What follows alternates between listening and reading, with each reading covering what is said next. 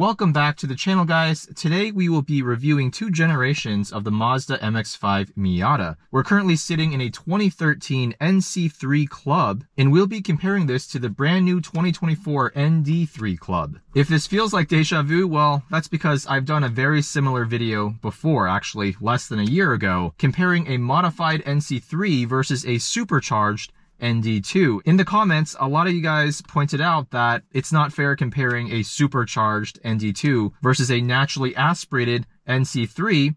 So here we are, two very similarly modified examples of the final facelifted versions of the NC and ND generations. So the owner Jack has done a few mods on this NC3, including Ohlins R&T coilovers, GT Radial Champiro SX2 tires, they're 215/45 on 17-inch wheels, Stoptech Sport pads, a Hard Dog M3 roll bar, and a RoadsterSport Helmholtz Race muffler. Full list of mods will also be included in the video description. So the NC3 generation is powered by a 2-liter inline 4-cylinder engine naturally aspirated, making just under 170 horsepower and 140 pound-feet of torque. It revs to over 7,000 RPM, and this car should weigh in the 2,500 pound range with the soft top. We've got hydraulic power steering, double wishbone front suspension. It's just a recipe for driving pleasure, if not outright speed. This particular car Jack picked up with only 15,000 miles, but for one with more reasonable miles, $15,000 to $20,000 is the range you should expect. So let's drive this first and then hop into the brand new ND3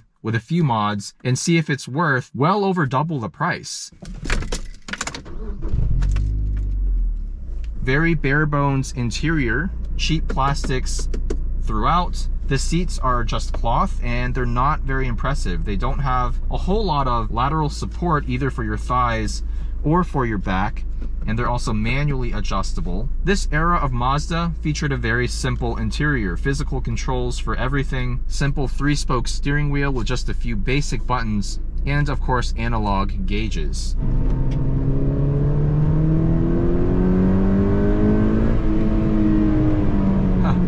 Very rev-happy little 4-cylinder. And this car just loves to turn. One corner is all you need to realize what this car is all about. It's a momentum car through and through. 2,500 pounds, less than 170 horsepower. Ooh. The car does move around a bit on these Ohlins road and tracks. These coilovers aren't known to be a super stiff or aggressive track suspension. Nice compliance over bumps, but ultimately it still feels a bit soft.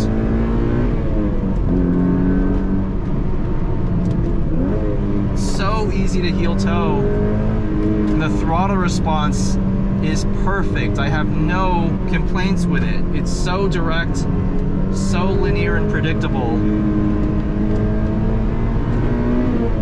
7,500 RPM rev limiter. It actually sounds kind of good in the last 1,000 RPM or so. This is a very mild but well balanced setup. Some dual duty Stoptech brake pads, dual duty road and track Ohlins. NC3 Miata, just a joy to drive, and still, even though it's the heaviest Miata generation, it feels like a Miata through and through. Don't let the extra weight fool you. It's still a very lightweight and nimble car. All right, first gear pull.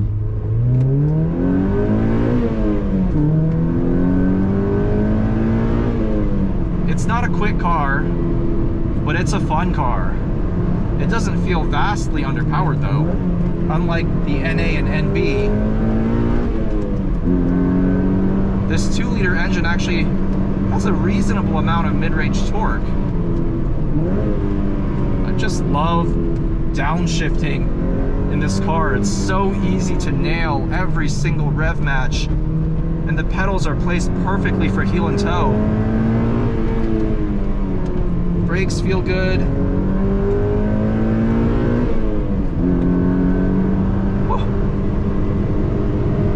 corner, over the bumps, the car is a little bit unsettled.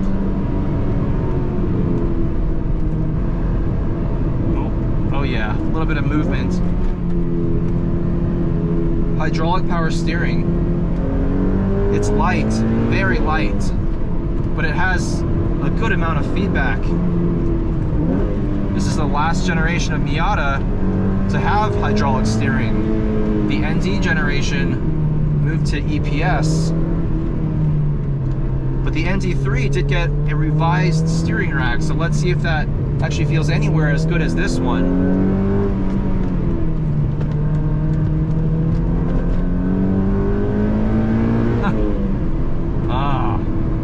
So fun. Just love tossing this car into every corner. It's such an easy car to drive hard, but you can still carry some pretty big speeds in the corners, even on these SX2 tires.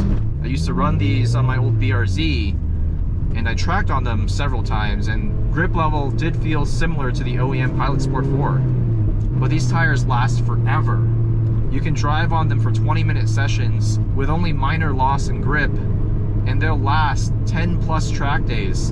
In a car like this, 2,500 pounds, they'll probably last 20 track days.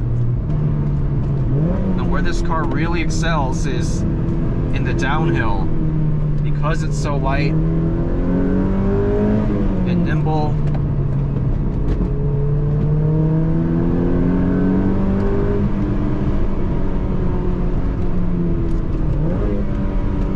just love that 3-to-2 downshift. This shifter feels excellent as well. It's not ultra mechanical, but it's precise, very slick and easy to use.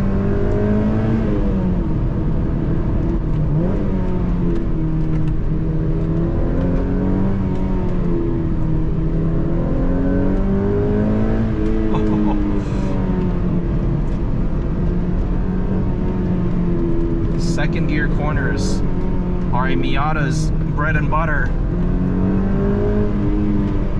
The gearing between first, second, and third is nice and short, but the third to fourth gear spacing, look at this, third gear, 4,500 RPM, I'll hold it there, shift to fourth, down to 3,200 RPM. Even though this is a 6-speed, for some reason they decided to make the third and fourth gear spacing very far apart. Not sure why that is.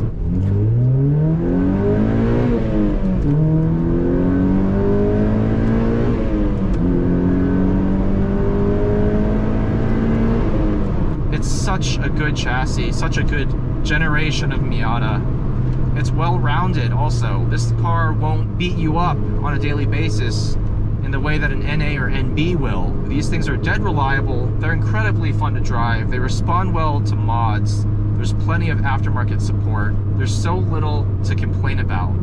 But what happens when you spend over twice the money on a brand new ND3 Club? Is it twice the car? Let's find out.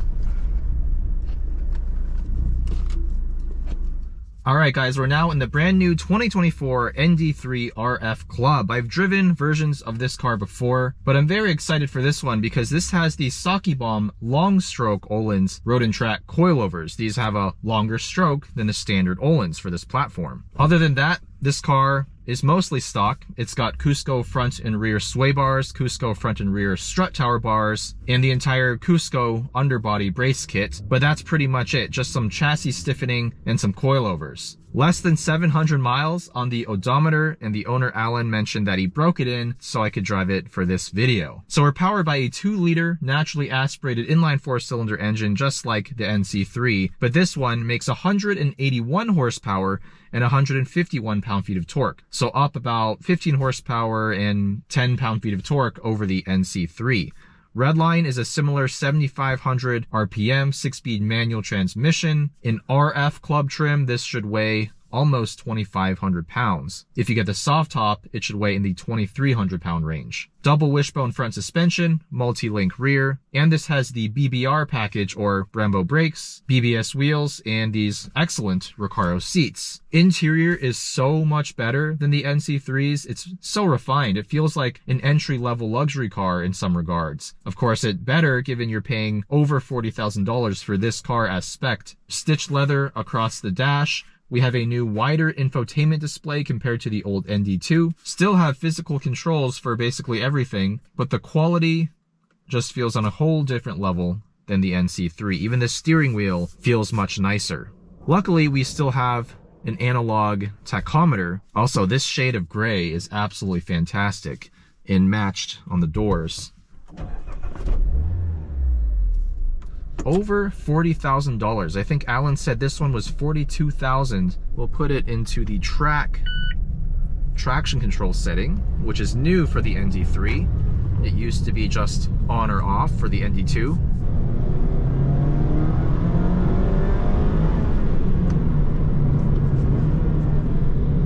Alan also added an aftermarket gas pedal, which makes it a little easier to heel and toe.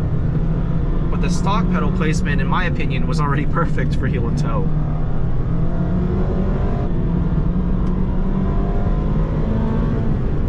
Straight line performance is quicker, but not that much quicker. It's only about 15 horsepower up. The car is lighter though, but also not by a whole lot. The car's just as eager to turn, but one thing I'm noticing right away is this steering. It has much better on-center feel than the NC3. And a lot of that is due to this revised steering rack that they took from the ND2 and improved for the ND3. Less friction in this rack, which increases feedback and on-center feel. I'm not too sure about the feedback part. I still think this EPS is a little bit numb, especially compared to the hydraulic rack of the NC3, but there's no denying that this gives me more confidence on initial turn-in.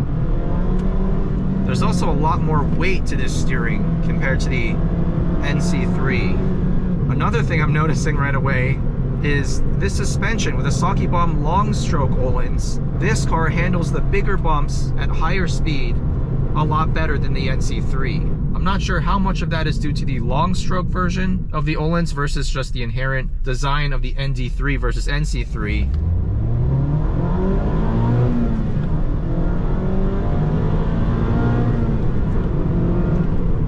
Also, this shifter, one of my favorite shifters in a brand new car.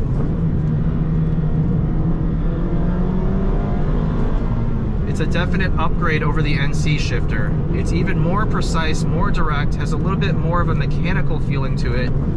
Still has nice and short throws with a stubby gear lever.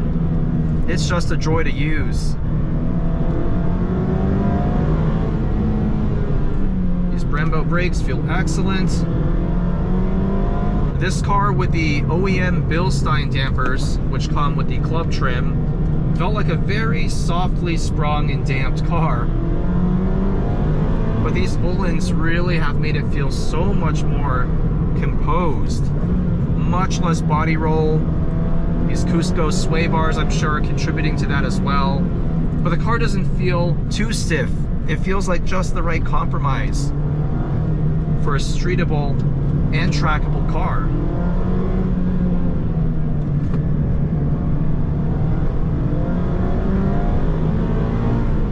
This revised limited slip differential also provides a little bit more corner entry stability, which is possibly another reason why I feel like this car feels so much more stable on turn-in compared to that NC3. Although the NC3 still has this charisma to it, it's just so energetic, it's begging you to throw it into a corner. The ND3 still has a lot of that charm as well, especially compared to other new cars, but it definitely feels a bit more serious. So if you're looking for that whimsical, energetic character, I think the NC3 might still have a leg up on this car, but technically speaking, this car is definitely more proficient. It's all in the chassis tuning, the steering, the suspension, the brakes. It's so easy to drive this car hard. Engine character between these two cars is very similar also. I remember when the ND1 first came out, I reviewed it and I was just very disappointed that the engine didn't rev higher and have a little bit more character to its top end. And then when the ND2 came out, that was more or less resolved. But Mazda did it right with the NC, at least the later model years that had the 7,500 RPM redline. Both of these cars are great. The final facelifted versions of the NC and ND generations are fantastic. They are the best versions of their respective generations.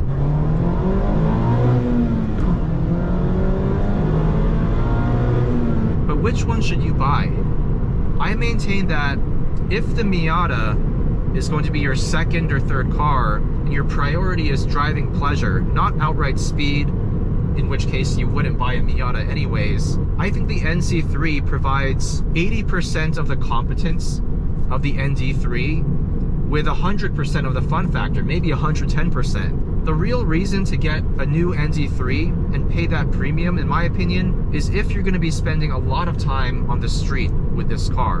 Like I said, it's more comfortable, it's more refined, it rides better, there's less noise, you get wireless, Android Auto, Apple CarPlay, all the things you could want in a modern car without really sacrificing the fun factor that made the NC generation Miata and all generations so fun to drive. So a big shout out to Jack and to Alan for letting me review these excellent examples. For those of you who have driven both the NC3 and ND3, or NC and ND generations in general, do you think the ND is really worth the huge premium? Maybe the real question is a used ND2 for about $20,000 to $25,000 the true sweet spot in the world of Miatas? Let me know down in the comments. Thanks for watching, and I'll see you in the next one.